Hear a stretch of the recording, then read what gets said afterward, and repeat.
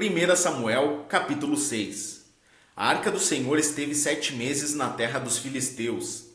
Estes chamaram os sacerdotes e os adivinhos e perguntaram: Que faremos com a arca do Senhor?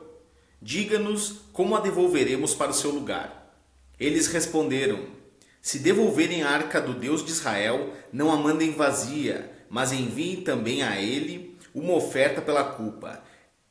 Então vocês serão curados e saberão por que a mão dele continua pesando sobre vocês. Então os filisteus perguntaram: Que oferta pela culpa devemos mandar? Os sacerdotes e adivinhos responderam: Mandem 5 tumores de ouro e 5 ratos de ouro, segundo o número dos governantes dos filisteus, porque a praga é uma e a mesma sobre todos vocês e sobre todos os seus governantes. Façam imitações dos tumores e dos ratos que andam destruindo a terra, e deem glória ao Deus de Israel.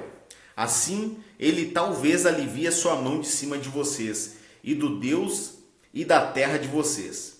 Porque vocês endureceriam o coração como os egípcios e Faraó fizeram?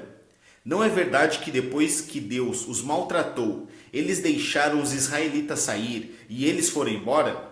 Agora, pois, façam um carro novo. Arranjem 2 vacas com crias, sobre as quais nunca foi colocado jugo, e amarrem as 2 ao carro. Quanto aos bezerros, levem-nos para casa.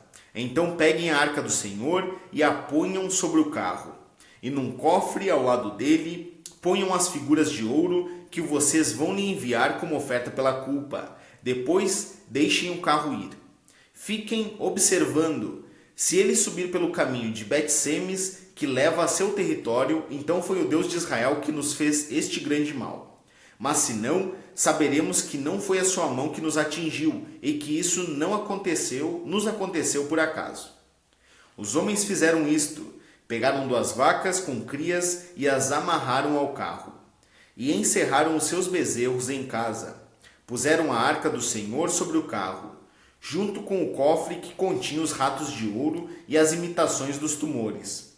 As vacas se encaminharam diretamente para Bet-Semes e, andando e berrando, seguiam sempre por este mesmo caminho, sem se desviar nem para a direita nem para a esquerda.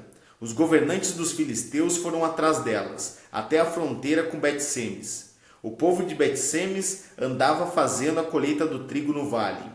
Quando levantaram os olhos, viram a arca e ficaram muito contentes. O carro veio até o campo de Josué, o Bet-Semita, e parou ali, onde havia uma grande pedra.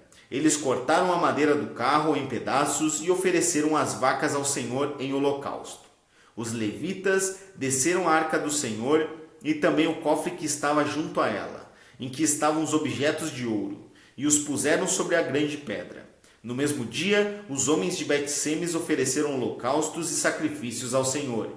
Os 5 governantes dos filisteus viram aquilo e voltaram para Ecrom no mesmo dia. Estes são os tumores de ouro que os filisteus enviaram ao Senhor como oferta pela culpa. Um por Asdod, outro por Gaza, outro por Asquelon, outro por Gate e outro por Ecrom. Enviaram também os ratos de ouro, segundo o número de todas as cidades dos filisteus, pertencentes aos 5 governantes, desde as cidades fortificadas até as aldeias campestres. A grande pedra sobre a qual puseram a arca do Senhor está até o dia de hoje no campo de Josué, o Bet-Semita. O Senhor feriu os homens de Bet-Semes porque olharam para dentro da arca do Senhor, matando 70 deles. E então o povo chorou, porque o Senhor tinha feito tão grande matança entre eles. Os homens de Bet-Semes disseram: Quem poderia estar diante do Senhor, este Deus santo? E para onde subirá, para que fique longe de nós?